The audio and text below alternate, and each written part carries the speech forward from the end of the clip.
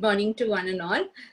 Thank you, Victor, sir, for this opportunity. And it's been a pleasure associating and hearing everyone's talk on, with respect to the abuses that are happening to the child. And a lot of things are, of course, learning for me too, especially from Red Rope India, the way the resource person kept on asking why. I think that is a very good approach that we all have to, take it up. And with respect to child trafficking, India has got a huge volume of child traffickers, and children are trafficked, and the children are taken from their home, brought and sold in the market. That's how it works. And India, this child trafficking is the fastest growing business and the third largest crime in India. So what are the types of child trafficking? Is that domestic slavery, child labor, sexual exploitation. Then you have children being trafficked for organs, and illegal activities, and of course child soldiers. So among all these, the happening thing is children being trafficked for their organs, especially their eyes and the kidneys. And I understand it has been a huge racket. There is a huge demand and the supply is less. So more and more people are trying to, the traffickers are trying to capitalize on that and trying to take it forward, because that brings in a lot of money to them. And what are the causes for child trafficking? So one thing I would say is poverty. Poverty, or rather, that is the main reason for child trafficking. Second, lack of resources. Third, it would be like the unemployment part, wherein which like the children are themselves, migrate, or they are trafficked, and they are sold, and they pay in a very meager amount to the family, or no income at all is being given to the child for the amount of work he or she does. And also it's an object of sex, because young girls in their teenagers and in their early 20s are trafficked a lot, because there is a high demand in the flesh trade, and customers are wanting only young girls for their pleasure. So that is also is one of the main reasons, I would say. Then of course bonded labor, wherein which the families would have got a lot of money from the money lenders or from their landlords, and they're unable to pay. So in the end, what they do is they surrender the child to the money lender or to the landlord, and the kid is made to work. He's physically and sexually exploited too. And lack of education and awareness is there. So the parents are they surrender to the trafficker, and because they are unaware, they fall into his whims and fancies, and they sell the child to him or her. And we also have like millions of children being born, and their births are not registered. So when births are not registered, what happens is you are at loss. You're not unable to trace the missing child when he gets trafficked or lost, or whatever has happened to that particular child. So that is also the reasons that I would say is part of the trafficking thing. And with respect to the law, we have laws. For example, we have Prohibition of Child Marriage Act, we have Bonded Labor System Act, we have Child Labor Act, Transplantation of Human Organs Act, the Immoral Traffic Act.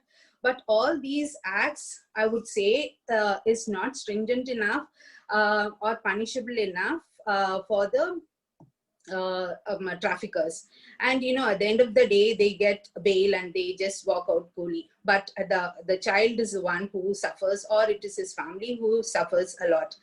And of course the natural disasters, like for example now you can say corona, the tsunami, the floods, the rain, it's all that comes in when the whole family is displaced. And that's when the traffickers also come into business. They trying to work as relief workers, promise the children and their families that they would provide them food, shelter, work. And slowly they kind of traffic the child, and with the same promises. And the child is taken away from the family. The child never returns to the family, or it might return on its own account. He escapes from the bonded labor, or in such situation, and comes back to the family. There are also child marriages, wherein which they say the marriage happens because of poverty. Second, it's because of the caste system that prevails. The girl must have fallen in love with an upper class boy, and so there is a lot of confusion at home. So the families don't want the marriage to happen. Third, it will be that the mother, she's a single mother, a single parent. She can't take care of the families.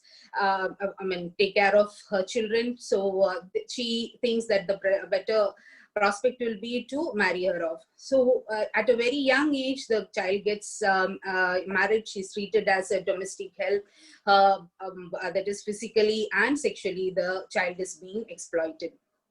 So children are deprived of their education, family environment, then the love and affection, the entire system, they are displaced. So they practically, all that they know is they have to work day in and day out to support the family. If they don't do the work that they've been asked to do, they are punished, or they are harassed. So the children, out of fear, they get into all this. And it is it's a violation of human rights. It's a violation of freedom of the child. And of course it is a child abuse that is happening to the child.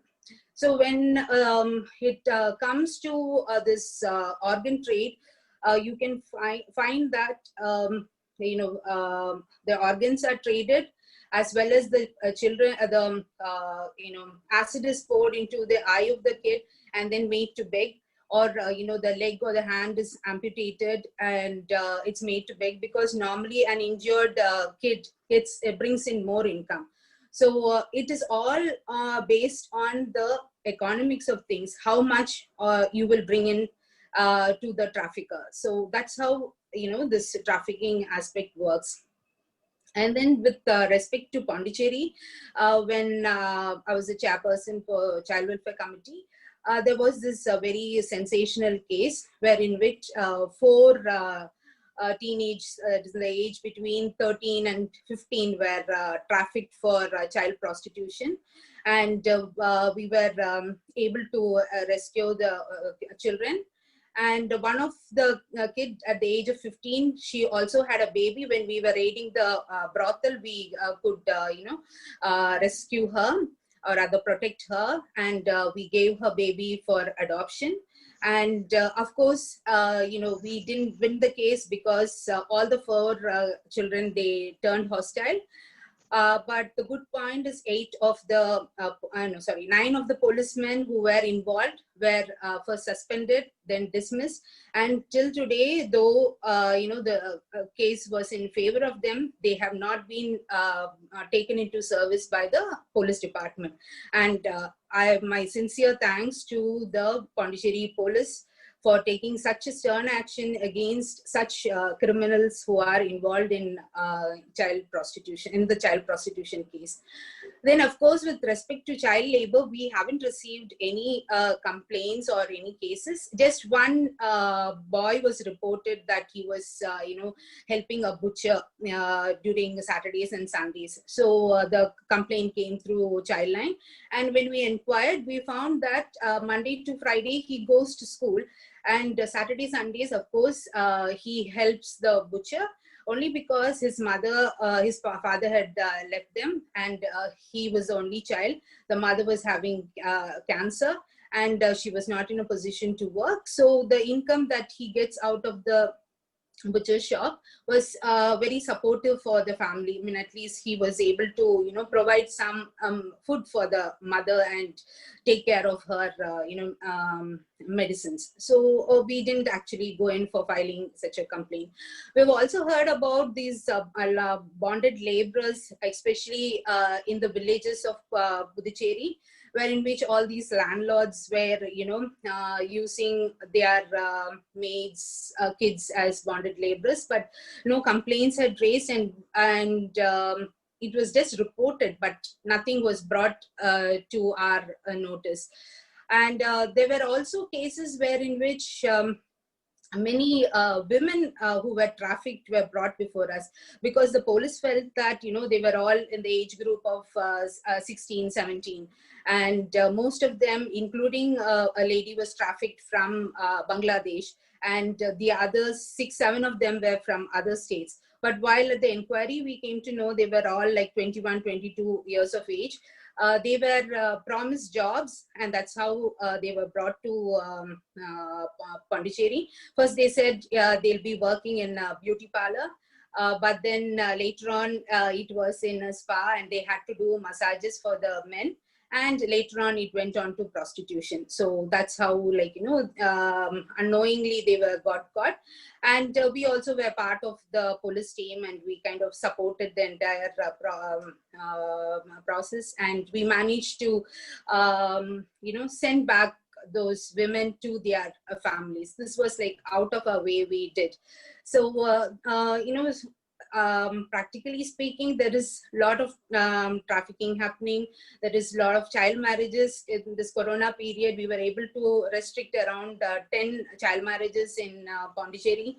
There is a lot of requirement for all the stakeholders to work together and coordinate and bring about a child-friendly Puducherry, and support each and every child and the families for avoiding such things from happening. So thank you so much, Victor sir.